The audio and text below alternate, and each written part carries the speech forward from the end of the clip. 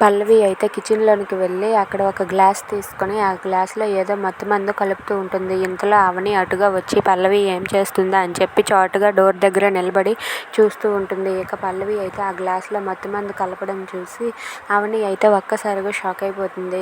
ఇక పల్లవి ఆ గ్లాస్లో మత్తుమందు వేసేసాక పాలని కాచి పాలను చల్లార్చాక ఆ గ్లాసులో వేస్తుంది. పాలని అలాగే ఆ మత్తుమందుని ఆ రెండింటిని స్పూన్తో కలిపేసి పల్లవి అయితే తన రూమ్కి వెళ్ళడానికి సిద్ధమవుతుంది.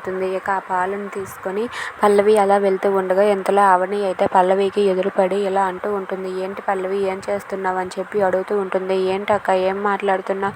పాలు కాచాను, నా భర్తకి ఇవ్వడానికి తీసుకుని వెళ్తున్నాను అని చెప్పి అంటూ ఉంటుంది. అవునా, ఆ పాలల్లో ఏం కలిపావని చెప్పి అవని అడుగుతుంది. అదేం కలిపాను అదేం ప్రశ్న అక్క, పాలల్లో పంచదార కలిపాను అని చెప్పి అంటూ ఉంటుంది.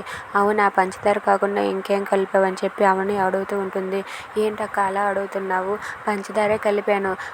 ఇప్పుడు నేను ఇంకేమీ కలపలేదని నిరూపించుకోవాలంటే ఏం చేయాలని చెప్పి అడుగుతూ ఉంటుంది.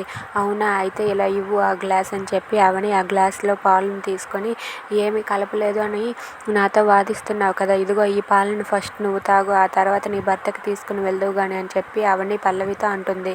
అది విని పల్లవి ఒక్కసారిగా షాక్ అయ్యి అలా ఉండిపోతుంది. If you like this video please subscribe.